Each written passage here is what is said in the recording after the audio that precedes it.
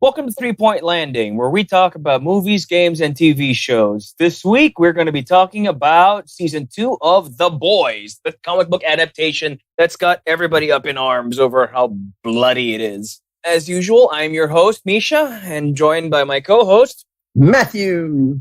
But today, we're not alone, as it were. We are joined by a very distinguished guest. You know him as the founder of Geek Fight. Paolo Jose Cruz is here with us to help us take down this show. Welcome to the show, man. Hey, everyone. Thanks for having me. Hooray! Thank you. We've been on a kick lately. We figured that our show needed something that neither of us had, Matthew and I, namely credibility. So, welcome. We're going to sponge off of yours. No, but seriously, thanks for coming on. Seriously. We like talking about geek stuff here, and there's nobody better suited for this episode than you. Oh, you flatter me, but thank you. Is it working? We shall see. All right. Okay, here we go.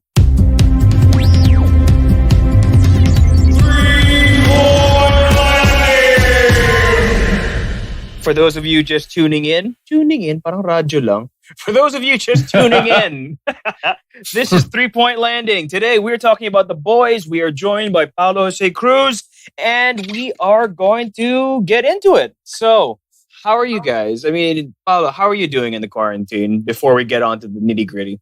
I could be doing better professionally, but at least I don't feel lonely. I've been doing a lot of online virtual tabletop games to keep me busy. So at least, you know, even if things could be better in terms of job prospects, at least I'm not going insane from the loneliness. Well, it's good that you're keeping yourself busy in any case. Mm-hmm. The rest of us, you know, we're all just trying to do our best. I mean, what you said, just trying to keep sane, man. These are interesting times. That's putting it mildly, I think. Definitely in the sense of the Chinese proverb, yes. Oh, Jesus Christ. Oh. Oh, boy. My ancestors felt that, by the way. Ooh. Let's talk about the show then. Did you guys catch the first season? I mean, you would have had to, right? I mean, if we're going to be talking about the second. Yep. Yeah. Right. What were your takeaways? What did you think about it? Actually, may I sort of derail for a little bit? Like, it's funny that you say that we should have watched the first season to watch the second season. That's 100% true. That's like the sacred contract of television. But it's interesting to me that you said that because the show, The Boys, was co-created by Eric Kripke, who ran a television show that I did not watch from beginning to end. I jumped in cold into the middle of it. Eric Kripke was creator of Supernatural. And I remember, like, I thought everybody would tell me the show was good. And I thought about, like, getting into it. Right. And people told me season 4 and 5 was the best. And I was like, you know what? I'll just watch season 4 and 5 and I'll figure it out. Like, if the show is good, I won't need to have to watch the other 3 seasons. And that paid off for me, actually. I think that paid off because Supernatural is still one of the old guard. I mean, it's still one of those episodic television shows. For heaven's sake, when it started, Buffy was still on. So, you know, it's been around a while. But if we're talking about pacing, at the end of the day, this show, I mean, The Boys, was still released on that staggered weekly release pattern that we associate with old school, quote unquote, old school pre-digital TV. So, and I was going to bring that up because I binged it and ahead of this show, ahead of this recording, because I wasn't following it from the start. I caught up when I was invited for this spot, and the intensity of watching that level of gore back to back. Or it wasn't really back to back, but it was over the course of a few days, as opposed to seeing it weekly. I realize now why they went with that standard release pattern, so that you could take your breath between episodes, between whether it's the dramatic revelations or just the sheer shock value of some of the well, at least it was relevant, plot-driven shock value, but shock value nonetheless. For sure. I didn't mean anything. I didn't mean it in the serial sense. What I meant it in the the Supernatural, by and large, I mean, while it does still have thematic arcs per season, it's by and large, it's still very episodic. Whereas The Boys is an ongoing narrative. You know, the network TV shows, especially ones from the last 3 decades, honestly, before the golden age of streaming, they were designed really like you could jump in, what Matthew said, at any given point and somehow catch up. Yeah. And, but like, I appreciate Paolo's observation about The Boys being like that, because it kind of feels like The Boys sits somewhere in the middle of the whole Netflix, like this is what I don't like about Netflix right now, is that it feels like some of their seasons are not only hard to digest because they come dropped in whole season on a single day, and you're, sort of obligated to consume all of it in one sitting or one weekend to keep up with a conversation. But they also feel padded out as like 13-hour-long movies. And The Boys is definitely an ongoing story, but it's not a 10-hour-long movie. It's definitely more like a 10-chapter novel. And that's kind of how I felt about The Boys and Watchmen. They're both novels in the form of a television show. And you know what? I'm actually enjoying it. I enjoy this. I like the first season, and I'm digging the second one too. But just for total transparency, I was not a fan of the comics that this is based on. Not in the least. I found it. It's just. I'm not. What do you guys think? Go ahead, Paolo. Oh well, I only read the first volume of the comic, and that was maybe about half a decade after it came out. And I just sort of felt that it was too much of its time, and there were just so many better examples of doing the same superhero deconstruction from the same general period. I mean, starting with like the Wildstorm titles like The Authority and Planetary, and then and of course the predecessor titles for it like Kingdom Come. That it sort of didn't have it didn't stand out within the subgenre of deconstructionist superhero work that it occupies, and it also just felt like Garth Ennis being given free rein to play around with some of his worst indulgences in terms of storytelling. And while that was all fun on paper in Preacher, it felt a little excessive in The Boys. Yeah, I felt like Garth Ennis's writing, like at that time, was very much like The Boys was his Wanted. You know how Mark Miller did The Ultimates, which has some of its own incessant fault. Sorry, The Ultimates is this sort of like for those of you listening at home, The Ultimates is a sort of 21st century take on the Avengers, which I actually enjoyed. Yeah. It's a 21st century take on the Avengers that sort of like updates it for the post-Bush, post-terrorism era. Right. And while that entire lineup and imprint and universe has been mothballed, many of like the modernizations in that comic have made their way into the Avengers and even into the MCU. MCU, absolutely. Now the thing is, that stuff is fine because Miller was like operating with characters that he didn't own, and therefore had a sort of like artistic responsibility to, right? You mean he was on a leash? But when he did Wanted, and he was just like, I'm gonna make fun of my own DC hero thing. It was like, here's Johnny Two Dicks. Here's like, here's this guy who's made of like, here's our version of Clayface, who's made of poop. Like it's all like incredibly juvenile. And I agree. While I sometimes enjoy Wanted, that ending, that the way that book ended with, whatever, is just so like unsavory. And I think that's pretty much where I feel about The Boys. Yeah.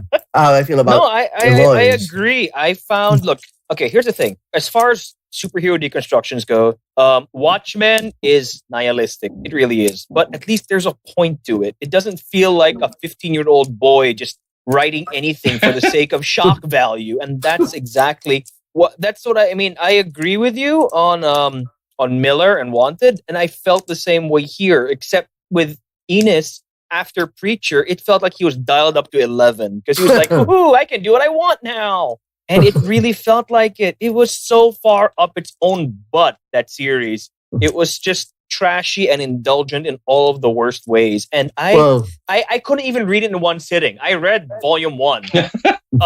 Except my volume 1, unfortunately, Paolo, was the omnibus. So I could not read it. It took me like 2 weeks to get through it because it was just so heavy. I'm like, literally. where does this end? Why won't it end? Well, it's funny you say that, Misha. You said that he felt like I can do anything he wants, and he did do anything he wants. And then the series was canceled 6 issues in before it got right. That's right. Resurrected. Yep. That's right. Moved to Dynamite Entertainment. Yes. Who I guess were just willing to take on anything at that point. But so our I guess collectively speaking, we can all agree that whatever The Boys is as a comic, it's definitely not one where we held in reverence or esteem before watching the show that we love. Not at all. I was not looking forward to this show. I was pleasantly surprised. But moving on, the show, season 1. Okay. So for those of you who haven't seen it, The Boys is about a world where superheroes are corporate commodities. They are products. They are celebrities. They are the superstars. And they are just as manufactured and PR'd to death as most of our mainstream stars these days. Yeah. Right. Except as far as the show goes, what the show doesn't take long in showing us is that these superheroes are just as narcissistic and douchey as the worst celebrities that exist in our own world. So, what are your thoughts, boys? What did you like about season 1? Okay, and I think just as a consideration to the listeners who may not have seen season 1 yet, we are going to go full on spoilers for the first season, including any major thematic plot revelations. Is that right? Yep. All right. That's right. Pretty much. Here's your spoiler warning. Don't say we didn't warn you. I think. Well, I was less interested in the angle that that superheroes are smug celebrity assholes than I was in the idea that the mythology, the public facing mythology that had built up around them. For example, Homelander, who is the Superman analog, had been had a backstory about being an alien, at least as far as the public goes, and then they pull the rug under that and reveal that he was essentially a lab-grown superhero in many ways, and that he'd been conditioned through quite explicit brainwashing and exposure to all these archetypes of goody two-shoes Americana to become the person who he was. And that angle was slightly more interesting to me, where it's less about showing superheroes can be humans too, and more like the whole image is a lie, and how that plays out in terms of the drama between the characters. Wow, I love this take. I had not considered that actually, because it's very. I had to admit that satire is my favorite part of this show rather than the plot, and so but at the same time, the whole haha, heroes are vain, dumb.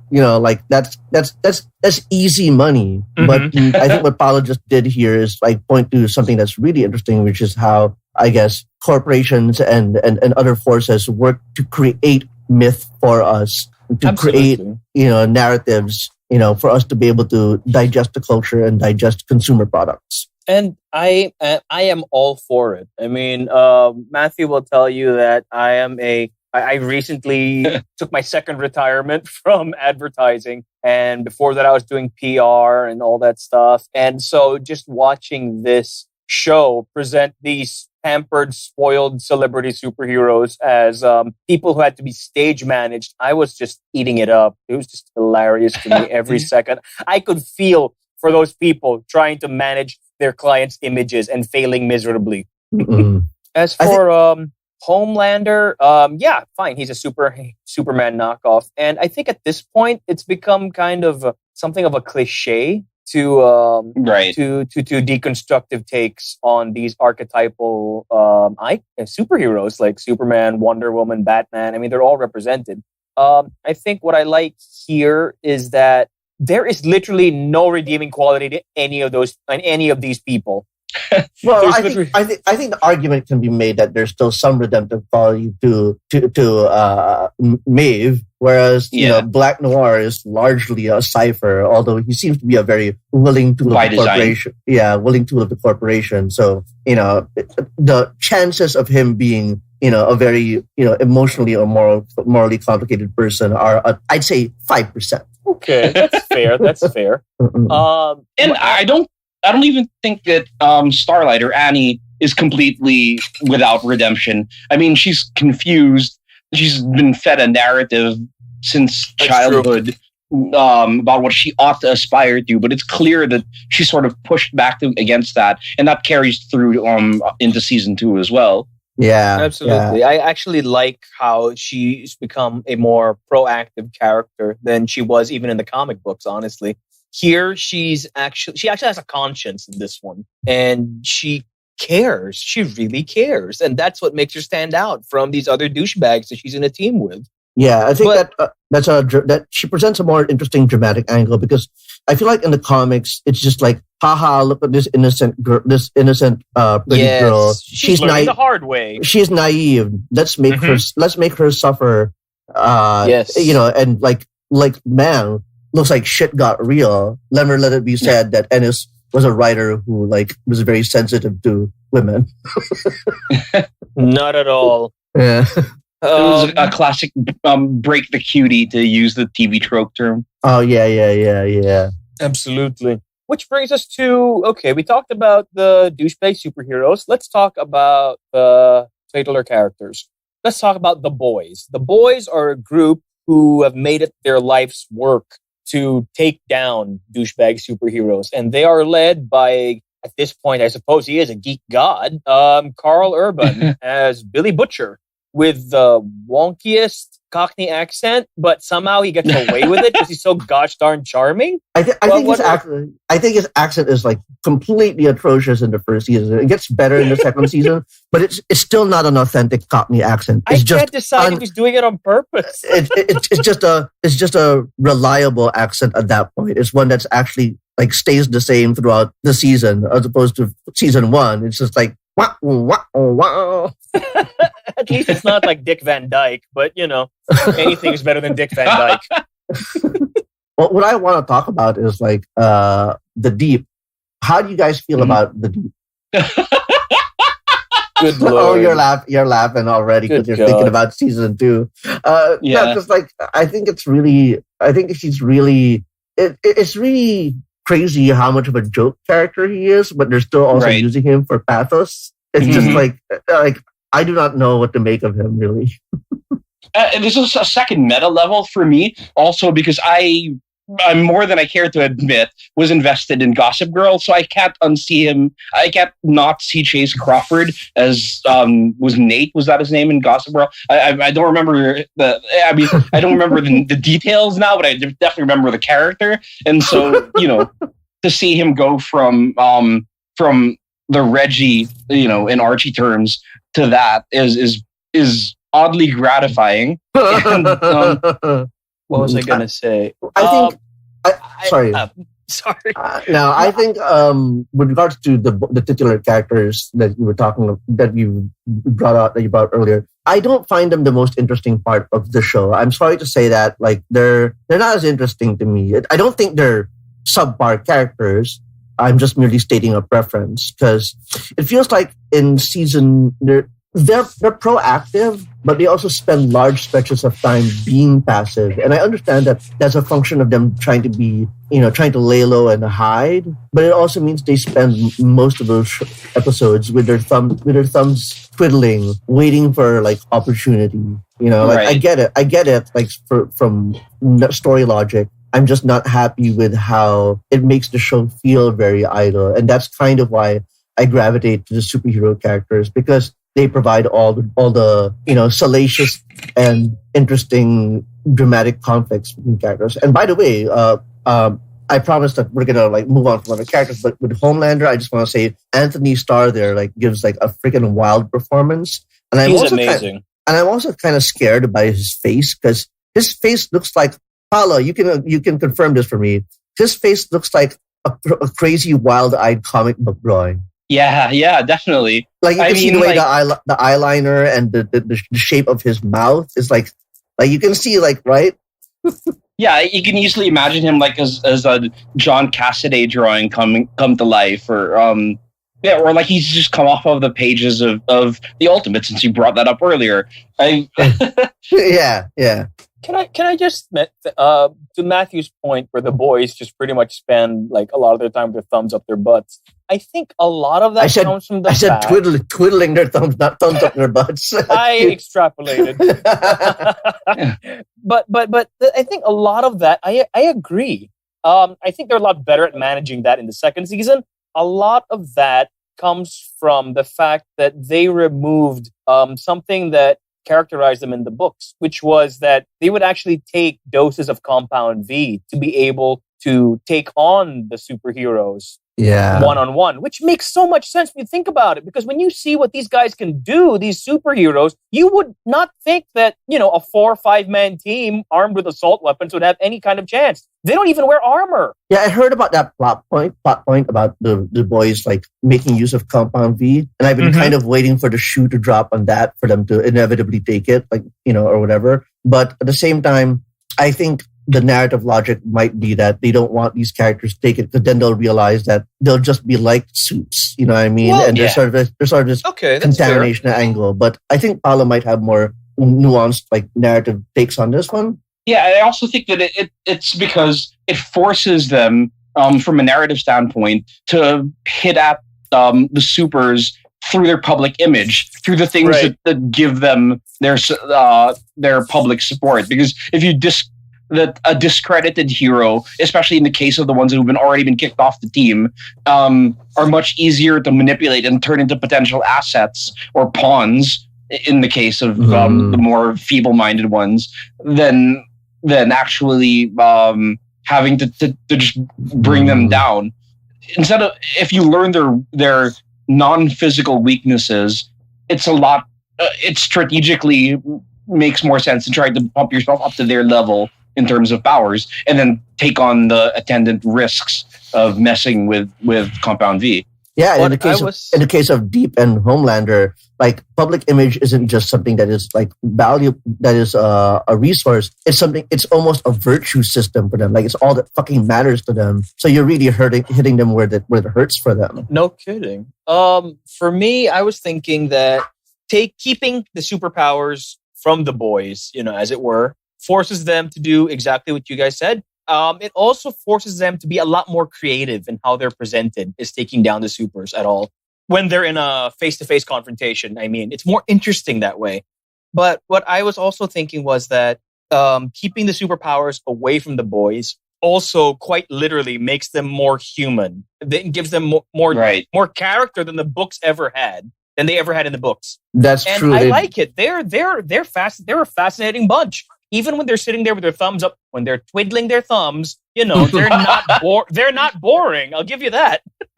Yeah. Oh, I really like that observation you made, Misha, because that I realized that I've complained about the tone of Ennis's work before, and I realized if they actually shot themselves up with Compound V, then they would start devolving into jolly old boys getting their jollies, punching at superheroes. It would start becoming.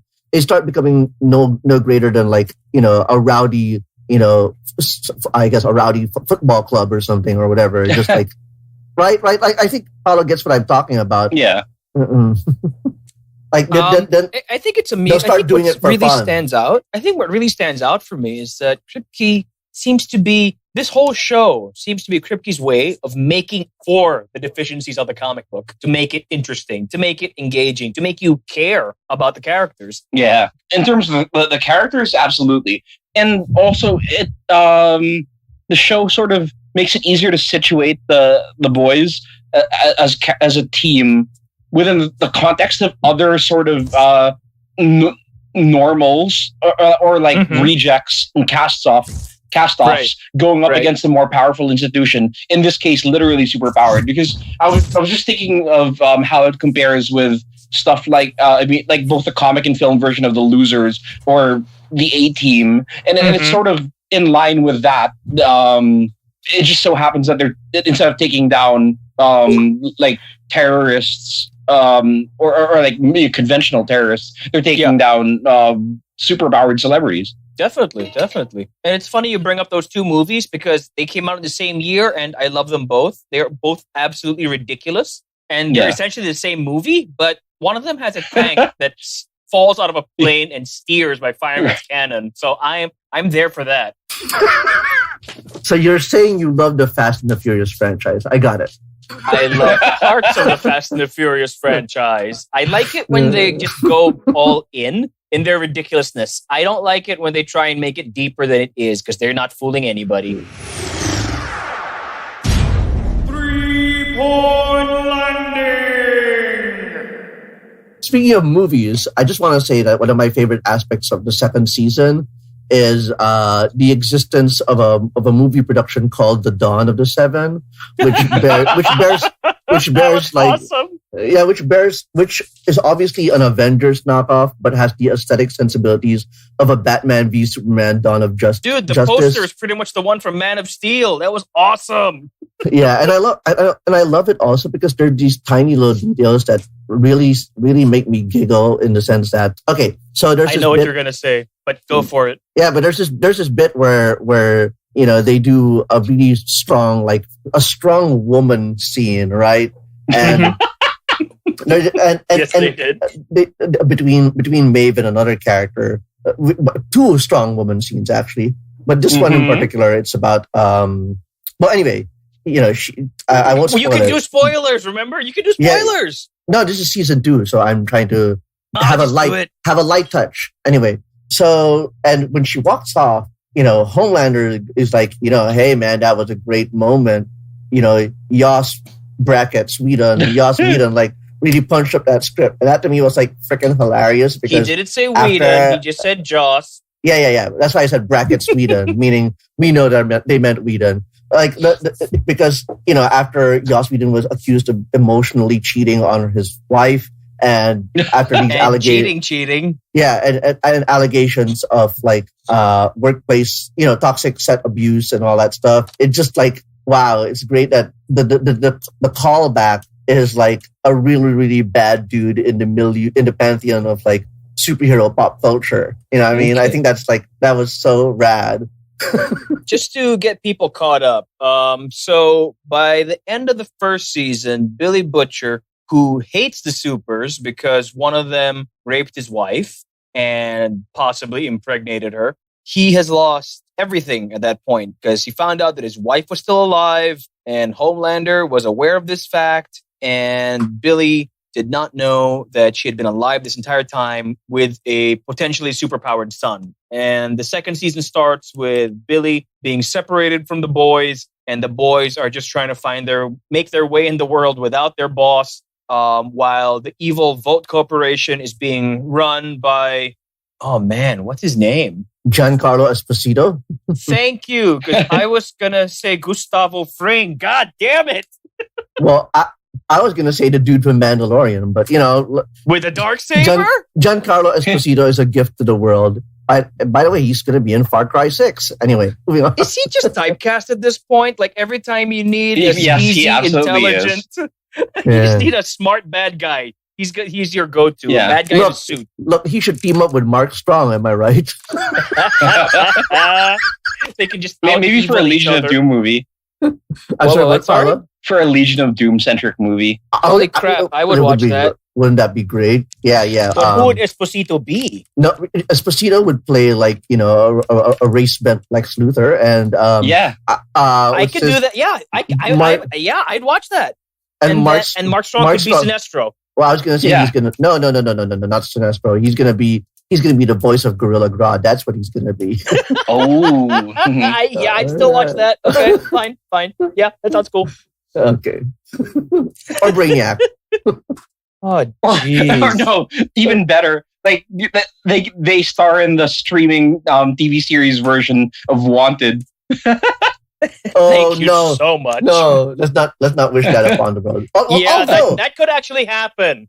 Although, given what we've already talked about today, who knows? Maybe some incredibly gifted showrunner and executive producer we'll take that wretched second half of Wanted and turn it into like some kind of like compelling masterpiece. Who knows, right? I mean, I don't know. My imagination's not that good. Look, here's the thing. I think what Paolo was saying earlier about, I think people forget that there's much more to work with a flawed work, right? Like we were saying earlier, Misha. So it's like if you because you see the kernel of goodness or joy or quality in that flawed work and elevate it, like there's more potential there as opposed to remaking or adapting something that people already like. I agree completely. Yeah, I mean, let's stop remaking Psycho. We mentioned Buffy already. I mean, that was a shitty movie. I mean, I love the movie; it's still crap. Yeah, but the show, it took off from there. Ocean's 11, that was based on a crappy movie. Like Paolo, what's your favorite wretched TV show they should remake? Manimal. You know what? I don't even want to know what Manimal is. You never saw Manimal? It was like you don't know 80s... what Manimal is? Don't you lie. You were like 10 when that came out. I don't know what that is. No. It'd be crazy is like they do a Manimal reboot, but then they base plot elements off of Grant Morrison's Animal Man. That would be insane. That would be insane. Oh my god, that would be so good. That would be so good. Okay. Up to and including him meeting with the producers of the show. Yes, and voicing his opinions on how he doesn't like where his story's going. And M. Night Shyamalan's in there somewhere, but not writing or directing or producing. He's just there to play the producer who gets eaten or gets an. No, but really, okay, fine. Paolo, what would you remake if you had all the budget in the world? What's a crappy show you would make good into a good movie? Or a good show, as the case may be? Well, actually, what I thought was, if I had the budget for it, I'd take the premise of Weird Science, keep the name Weird Science, but then turn it into a season-length TV show. But where it starts out that they animate, they take a VTuber and then turn her into a flesh person, and then. But the two characters would be much more, I guess, incelly and basement dweller than their predecessors. But then sort of rehab those characters where they have an element of humanity to them and show that they're not beyond redemption, and that instead of using the equivalent of the Kelly LeBrock characters in a very gratuitous way, they end up using their control over her to end up becoming better persons for themselves, and then pass, and of course while still passing judgment on them for being who they are. But I think we're moving away from the point of the episode. But hey, I'd be glad to detail that further if anyone's interested. You have given this a lot of thought. No, you don't understand. Paolo's the master of pitches here. I like it. You've given it more thought than the guys who actually made the Weird Science TV show based on the John Hughes movie. I pretend that doesn't exist, but I mean, it has its appeal. I did include nods to it, but yeah, I generally don't. I literally had actually forgotten about the show until you mentioned it. I'm sorry. I used to watch the show. In fact, I saw the show before I saw the movie, so I apologize for that. Cut to an episode where they're like, oh, this show exists. I'm like, what? Like a metaphor ball breaking thing. But that too. But going back to the topic, I mean, I think The Boys is an excellent example of a good show being made from less than stellar source material. What I think happened here is that some producers, some suits, they saw, okay, Marvel's making money, DC's making money. What can we adapt that doesn't belong to either of those two? And I think this is what they latched onto. I don't know why. I don't know how, because again, I found it a very unpleasant read. But good on them for making a good show out of it. Yeah, and I think like what's interesting about the show also is that it's the perfect time to release that show. It's right after the Marvel Cinematic Universe has cooled down for a breather, and we nerds and non-nerds or whatever that even means these days. Muggles? Yeah. I'm not sure if I'm keen on that word. It feels like a slur, especially because J.K. Rowling created it. Spoken like a true mudblood. No, but now that we're all not just comic book readers, but all of us are sort of like conversant and familiar with the superhero genre. Oh, for sure. I think that's why it works time. better. Absolutely, you're right. It's a good time for the show to have come out. And my first reaction, actually, when watching the first episode was that, oh, Jesus, like, they're talking about superheroes as corporate brands when literally the most powerful media corporation in the world has superhero brands. Like, right. Why? It would be wild if they made Vought more like Disney. I think that they'd be too scared to. Yeah, man. Don't do that. Don't do that. Paolo, what do you think?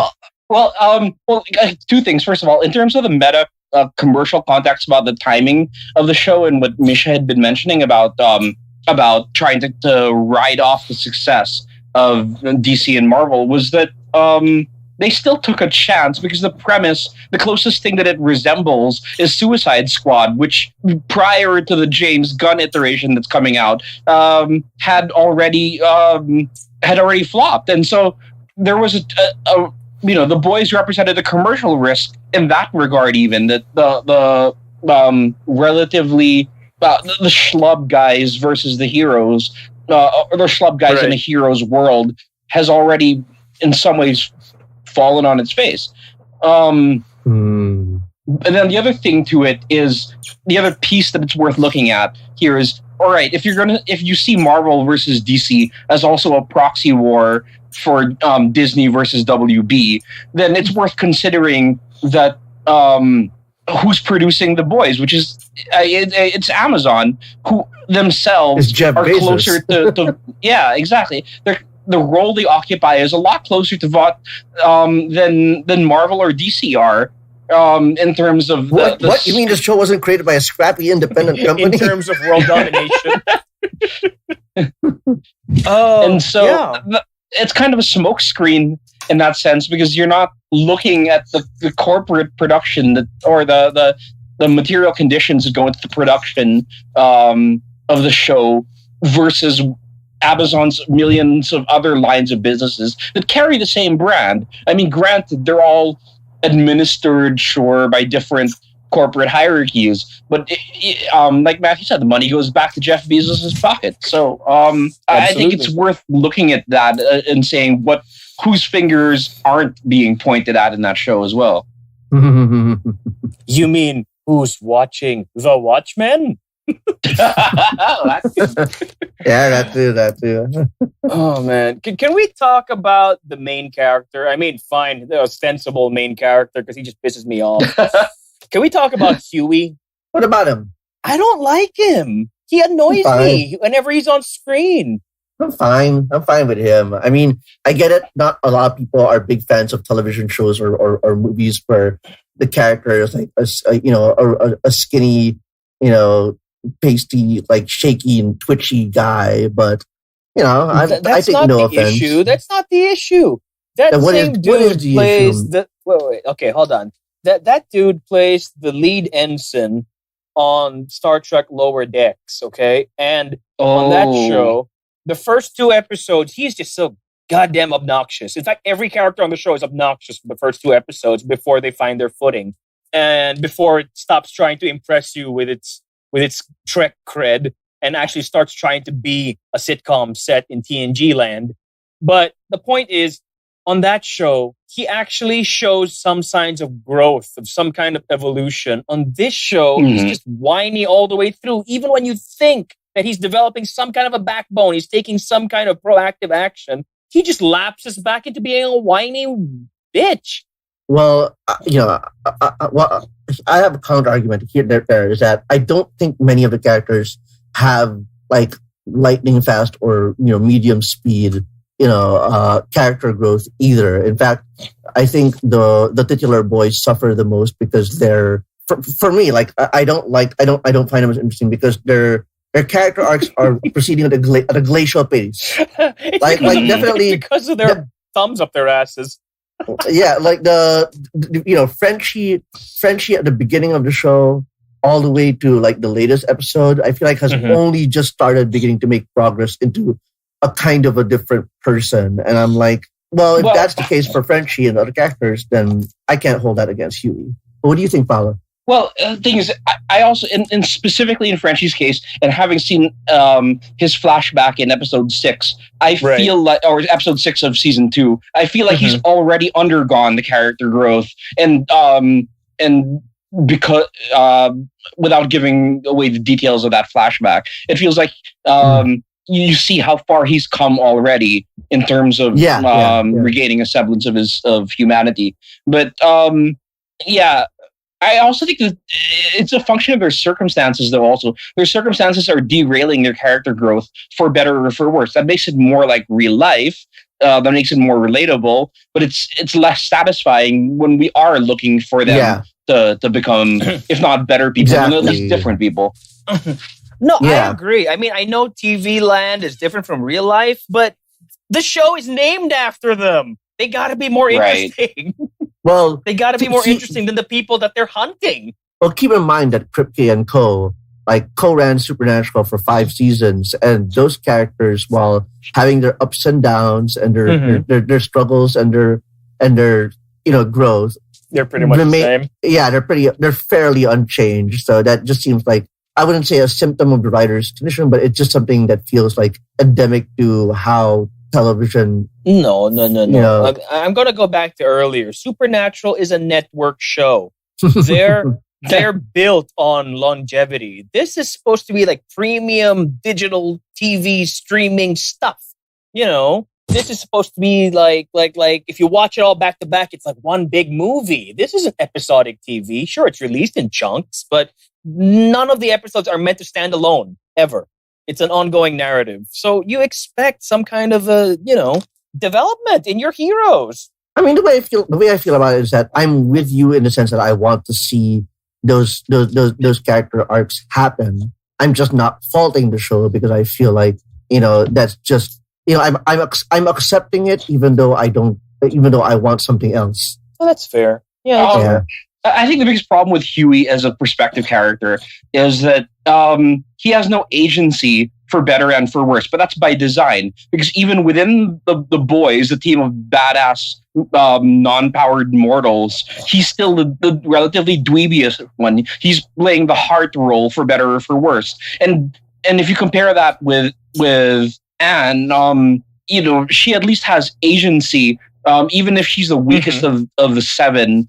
Possibly in terms of powers, but definitely in terms of standing, she's still able to use people's underestimation of her as a way to push back. And Huey doesn't even have that capacity, either because he lacks the moral fiber for it, but mostly because he's just not in a position to, the way other characters are. I guess that's fair. That does make sense. Yeah, you're right. Like if Huey, I think what Paolo's pointing out here is if Huey tried the same tricks that Starlight did, he wouldn't manage it because he doesn't have the spine for it. Like he doesn't know. True. Like deceit is not something that he wants to engage in, and that as a male character, I don't think, even if he's dweeby, he can't leverage that the same way that a woman can. A femme character. Yeah, then I'm sorry, but if he's not going to be driving the narrative, why is he our point of view? Well, I mean, if he's not going to be doing anything interesting, if his girlfriend is doing more interesting stuff than him, why aren't we following her? Well, now all you've done is come back to me in the sense that I find the supers more interesting. No, and again, I agree with you. But again, as much as the boys have been humanized on their own, you're absolutely right. It leaves them with a lot of time doing nothing. You've simply delayed the inevitable, and all roads lead back to me. I've made a terrible mistake. Okay, so I'm trying to think, based off all that's happened so far, is there a chance for Huey to become a full-blown protagonist even by the end of season 2? I'm not. Yeah, ooh, I don't know. I also don't think so. I mean, look at it this way. I mean, we got an origin story for Frenchie before we got anything interesting about Huey. If they were going to do something interesting with Huey, they should have done it already. Oh, can I just say, for anyone listening, if you ever looked up the comic book of The Boys, Huey over there is Scottish. He's not American. And he was drawn specifically to look like Simon Pegg. And Right.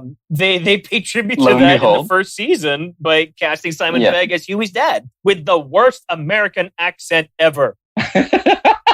Oh Which my is a God. nice Well, little Simon's parallel with the awful Cockney accent on Butcher's part. That's true. So basically, Eric Kripke, great at irreverent male narratives, lousy with Mhm. accents. Got it. But Carl Urban, I think, especially in the second season, his crazy ass Cockney character works best in small doses because he's kind of one note. I admit, Yeah. but again, because he's Carl Urban, he's just so gosh darn charming, and he's clearly having the time of his life that you cannot fault him for it. Well, okay. Here's the thing. I want to talk about something about this show, which is I kind of feel like my biggest frustration with it is that it's not particularly sensitive to a femme perspective.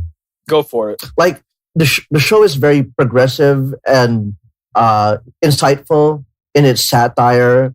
Sometimes it's very sharp, but like there's this part where they allude to things like bisexual erasure, Puerto Rican identity in just like the most recent episode. Sorry, in episode 5. So like there's so many layers to the satire I love, and if I tried to get into all the Easter eggs and meanings of that satire, you would unload a whole wealth of treasures.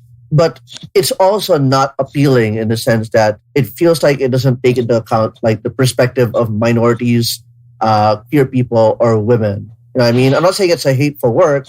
I'm saying is that I think the show could be pushed a little further if it could be more inclusive in its perspective. How do you feel, Paolo? It has the built-in excuse of Compound V being distributed specifically to To what white seems people. anyway. Yeah. Well, like a targeted demographic. I'm not gonna. Can we get into the details of that about why it's been distributed that way? But I mean, Go ahead. but that kind of mimics, in any case, the real life distribution of powers in terms of social capital. So I mean, that was my read on it, and I'm willing to give it a pass in a meta sense, only because I feel like even if it did try to broaden the perspectives, if it did so in an artificial, shallow way, I'd rather it just give me a nuanced reading of a very, white, hetero, male-focused story versus a shallow one that plays only surface level acknowledgement towards more diverse perspectives, especially in comparison to Watchmen, which manages to not only Watchmen, the TV series, which not only manages to fully center on the lives of its black characters, but also has broader perspectives overall. So I'd rather than do what it does well versus venture out and have it pale in comparison, I'd rather just stick with. Yeah, I get that. I it's agree. weird because that's what I think that Watchmen was definitely my comparison point for that. But like, I love that Watchmen like is definitely centered on white supremacy and has black characters contribute deep chunks of the narrative, including the very significant Asian character who plays a big role. So I guess I kind of thought like, well, if Watchmen is based on a very conventional comic book story, well, conventional as far as like, it has white characters and male characters. Like, if it can push that work outwards and further into broader perspectives, why can't boys do that? And I guess I wasn't talking about the supers. Like, I think your point about how the superpowers are like social capital distributed to white people, like, I think that's like super cool observation. I totally missed that. But rather, I wanted to see how corporate power and superpower impact marginalized communities, not just as jokes, but like, how, like that's my problem. And for the only notable character only notable main character of color we have in the show are Kimiko, or known not very nicely in the original comic as the female, which is basically saying, well, she's only notable in that she's not a dude, and Mother's Milk, who is black. Like, Does and they don't A-Train really. count? Who's A-Train? Is he even in the 7? Oh, you're funny. You're very funny. But with regards to inclusion and commentary on minorities and whatnot, I think that what Paolo said makes sense in that he'd rather the show stick to what it's clearly designed to do rather than try and shoehorn inclusivity. But I think also that Kripke is smart enough to acknowledge that. I mean, I think the showrunner, the producers, they know, they're very much aware of it, and that's why they make that whole subplot with Homelander torturing Maeve by bringing her sexuality to the fore, and even the way that they're trying to market the hell out of her coming out. I think they're showing how badly it could have gone if they tried to force it. That's an interesting meta commentary. I hadn't considered that yet. But yeah. I lost it when the black dude said, inclusivity is big now, when they were trying to sell her on their tape. My God. What I love is in the year of 2020, he's like, it's okay to be gay. I'm like, are you serious in 2020? Like, you sound like you stepped out of a 1995 PSA. I think it tells me that the showrunners are aware of that gap is also just more or less how they characterize the difference between Stormfront's public persona and how she behaves when she's away from the cameras. Yeah. Considering that, she is however old she is, she's very good at playing to the cheap seats, right? In the way that it is done now. And she's absolutely right. She nails it on the head when she tells Homelander, you don't need 50 million people to love you. You just need 5 million people to hate for you, to be angry for you. And I'm like, right. Yeah, that's the world we live in. That's pretty much it. Yeah, Stormfront's the scariest and one of the scariest and greatest antagonistic characters, I've seen lately, in the sense that she really represents the modern face of hate and the modern face of white supremacy. People still think of, like, the thing is, oh my God, I could get into it, but I think we're almost out of time. No, but no, when people think of Nazis and white supremacy, when people think of Nazis, sort of like decouple the race part from the narrative. We think of them like, oh, we're fighting fascism, we're fighting hate, and we're fighting authoritarianism and totalitarianism, while cleverly obscuring race. And that's why when you see, like, retellings of World War, jingoistic patriotism, it's never about race. It's about freedom. It's about, all that stuff. And that's not, so when we look for Nazis amidst us, we look for that. But, Stormfront represents the modern Richard Spencer-esque face of hate and white supremacy, which is trying to appear intellectual, trying to, stir up the conversation, and, turning the camera back on themselves and saying, look, I'm doing this to, speak for you. Definitely. And I think that's what makes her, as far as I've gone, I've only gone up to episode 5. That makes her the most dangerous one, because people like Maeve, fine. You said it earlier, at heart, she could be a good person. She's just kind of lost. Starlight, she's fighting from the inside. She's standing up for herself. The Deep, let's not even go there. But people like we're gonna do the Deep right after this. Wait, hold on. But his gills are voiced by Python Asphalt. I know. That's what I wanted to get into. All right. Sorry. Go, but I was going to say that Homelander, for all his bravado, for all his, I know what I'm doing and all that crap, I think that he has actually bought into the image of himself that Vogt has painted for him, because he really, really does. He's not looking for he's not looking for No, he is. He's looking for adoration. He's looking for love. He wants to be loved. He cares how many points his approval rating is today. Yeah, that just he's very much a part of the system. For as much as he claims to be inside baseball about it all, he buys into it. I can't decide whether he buys into that or not. Because I just hadn't considered that he did, mainly because I'd always thought of it as just a generalized self-hate, but I didn't think that it was tied to how self-conscious he is about his public image, or at least I felt like he'd overcome that by the end of episode 5. But no, you're right. He still is sort of driven by that gap between who he is and who he wants to be.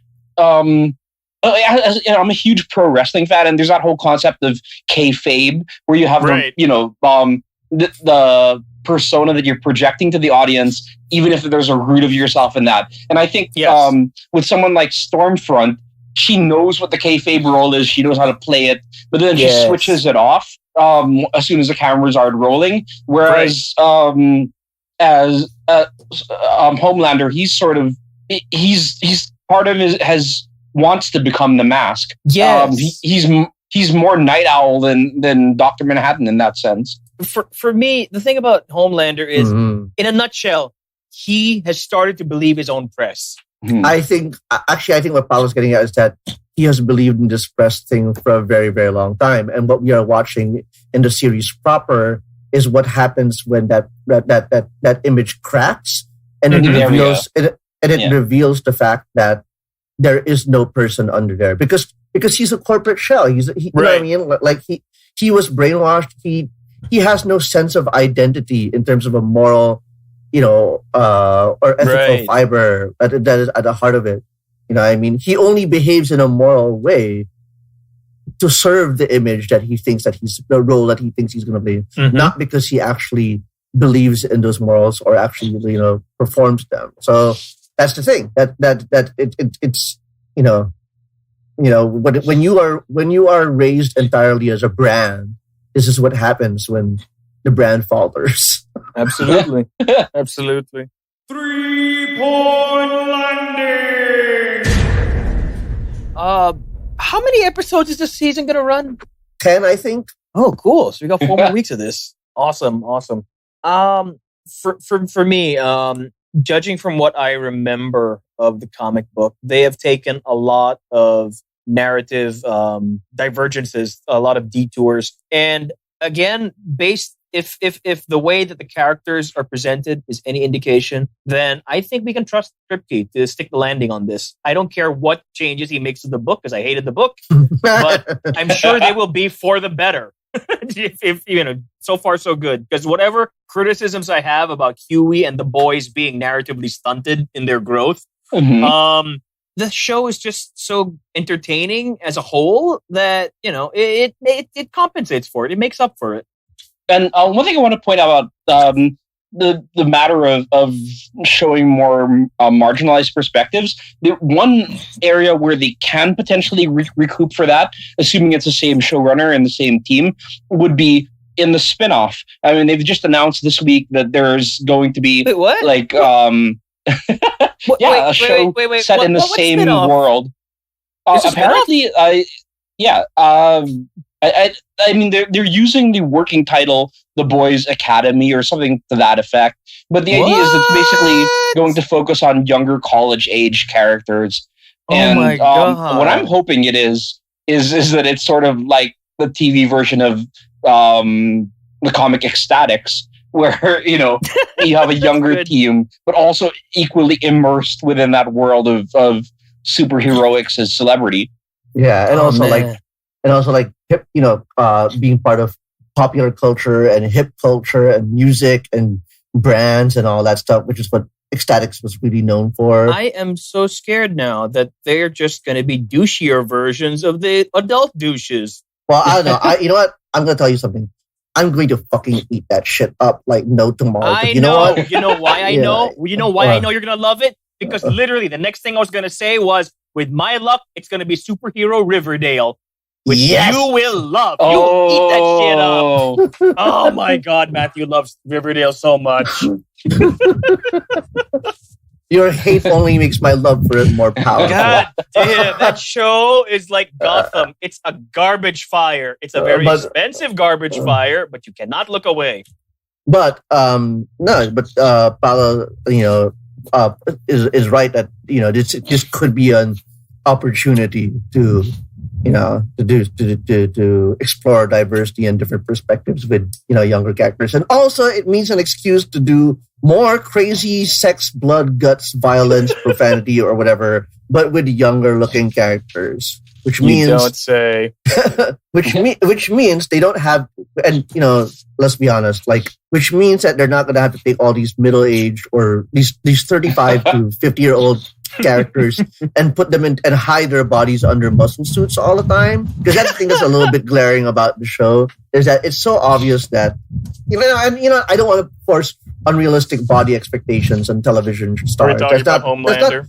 That's not the point. The point is that they cast for the character and not for the body. You know what I mean? Right. And that presents better opportunities. But when it comes to with younger characters, they'll be like, all right, we can do supers, except we can take their shirts off. I don't know what. Wait. On that note, can I just say there are scenes where Homelander's suit looks amazing, but then there are other scenes where he'll bend his body, or he'll sit down, or he'll slouch or whatever, and the muscles fold in on themselves like the foam that they are. But, I was willing to look past that. I could have forgiven that. But then they had a scene where Homelander is looking at Homelander in negligee, and you see he's nowhere near as ripped as he is when he's clothed. I'm like, wait, my suspension of disbelief. I was willing to take a shapeshifter turning into his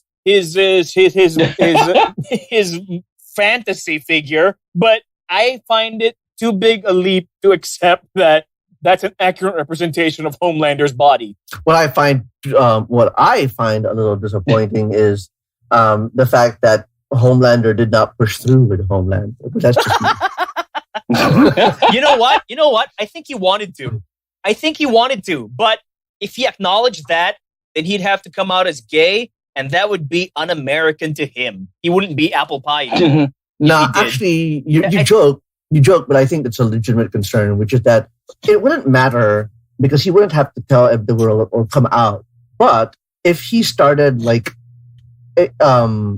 confronting the threat of being gay in that interaction, it would start replacing his neuroses with a completely different set of neuroses, right. And that would make that would do no favors for the writing. I think that would muddy the themes a little bit. I guess it's a better decision to not complicate it with that. I think he would have liked it. That's why he's crying out of one eye. He's like, I really want this, but it's wrong. Oh, jeez. Fuck that guy. Let's take it home, boys. Let's talk about what we're looking forward to on the last half of the season, and then we'll tie it up. Okay. Well, Paolo's further ahead than either of us, so you go first.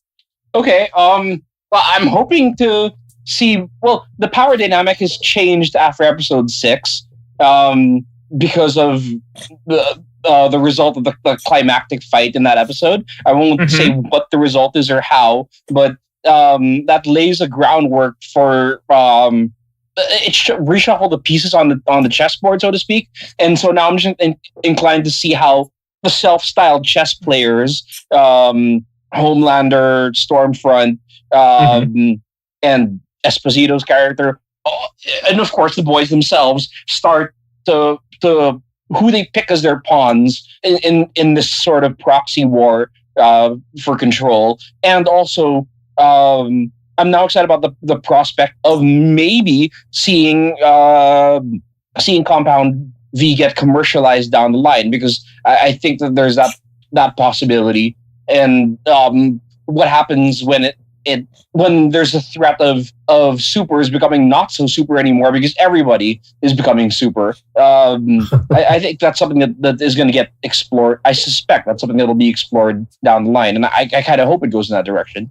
That actually sounds pretty cool. Well, now I've got nothing. I just wanted to see more heads explode. Wow, I feel like shit now.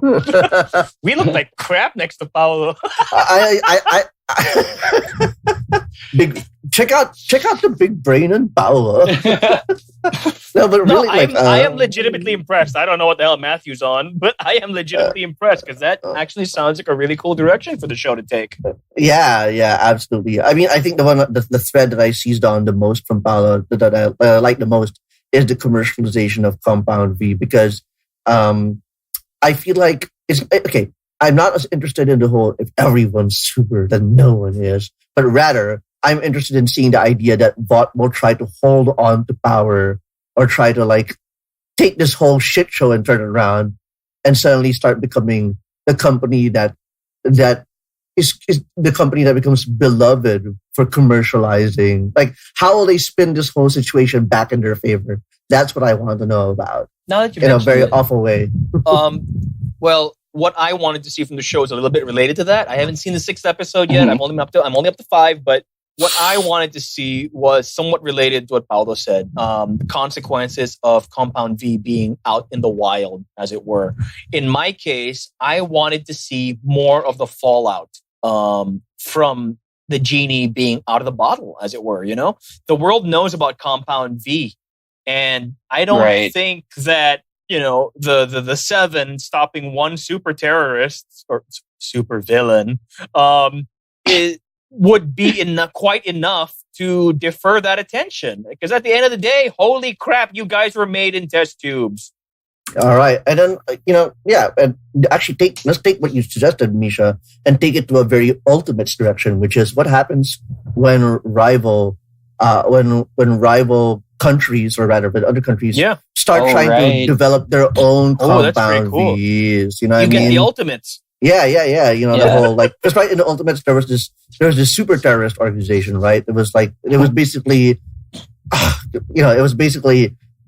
superhuman Al Qaeda. It pretty much was. They were not subtle at all. They were not subtle at all. Well, when is Mark Miller ever subtle? That's true. That's true. But yeah, so that's I think from what you said, that'd be an exciting way to like spin out of that one.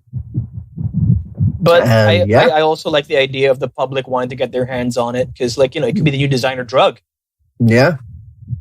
Well, designer drug sounds pretty like shady, but definitely brought to you by the Vought Corporation, like really good stuff that makes people's lives better. Pfizer made it. And then you have the side to that, where there are people going to be trying to synthesize Compound V in dingy trailers and blowing themselves up in the process as well.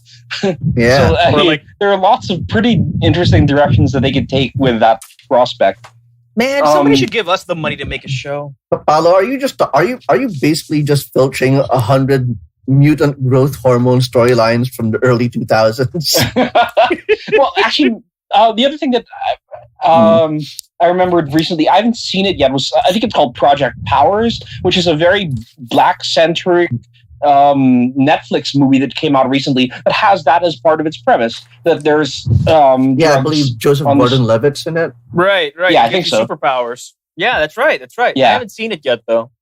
I haven't seen it either, but that was I'd been reading about it recently, and so that's why I had that angle at top of mind rather than the mutant growth hormone thing. But yes, that is including the canon comic book debut of X-23 was in that type of storyline as well. That's right. Oh man, they're just a million. Actually, speaking of X-23, hold on, I can't remember. Was Wendy introduced in episode 5 or 6? Have you guys seen Wendy yet? No. Who's Wendy? Wendy? No. Okay, all right. If we're not talking episode 6, then drop it. We're here. Okay. We're here to be. Yeah. Okay. Episode 6 introduces a psychiatric facility where they're trying to introduce Compound V into susceptible adults, because what episode 6 gives out is that it works. It's stable when you give it to kids. It's unpredictable when you give it to full-grown adults. They're trying to experiment to make it viable for all adults. And one of the most successful adult test subjects is Wendy. They haven't given her a name yet, but she looks essentially like Eleven did in Stranger Things season 1, or sort of like what is it, Negasonic Teenage Warhead. She's got the Shaved the head. waif-like, shaved head, but then kind of waif-like build otherwise, even if she's kind of toned, but completely overpowered. Stormfront tries to kill her, and she withstands the full blast of Stormfront's electric powers, and Holy crap. she's even if what you have essentially is she's a Mary Sue in the way that people complained X-23 was a Mary Sue when she was first introduced, and so and so with her out, the episode ends with her hitchhike, escaping the facility after causing a breakout, and her hitchhiking, and so she's now in the wild, possibly for any one of the power players to take advantage of. Ooh, that could be interesting. Yep. Oh man, there's like a million different directions this show could still go. Yeah, you know what we're doing? Misha, after this episode ends, this recording ends, we're fucking watching episode 6. That's what we're doing. I know. This is our fault for not watching episode 6. All right. So, Paolo, thank you again for talking to us about The Boys. Thank you for having me. Thanks, I man. mean, I've known Paolo a long time. We've always I always love talking to him about like all sorts of nerdy pop culture stuff. And I think I'll be honest, Misha. This was just my excuse to have him hang out. in these times, you will not hear a complaint out of me in these times, and maybe we can have him over again. For sure, other stuff. Again, let's not wait 10 years to talk again, Paolo. Definitely. It's been great. All right. Holy crap, that was fun, especially since since we're all like locked up and shit. It's just nice to blow off some steam. Yeah, and that has been another episode of 3 Point Landing. Tell us what you think about The Boys. Let us know what your theories are. What do you think of the ideas that we suggested the story could turn? And tell us who your favorite member of The Boys or the Seven are. As always, you can find us on any of your favorite podcasting platforms, as on Google's Podcasts, Spotify Podcasts, Apple Podcasts, and you can check out our Facebook page at facebook.com, 3 Point Landing Podcast PH. If you want to yell at me about stuff, you can check me out on Twitter, Twitter handle at @RSodiumMatthew. Paolo, do you have any platforms or places or things you'd like to promote? No, I was just happy to be here. That's fun. All right. Thanks so much, man. This has been a blast. Thank you very much.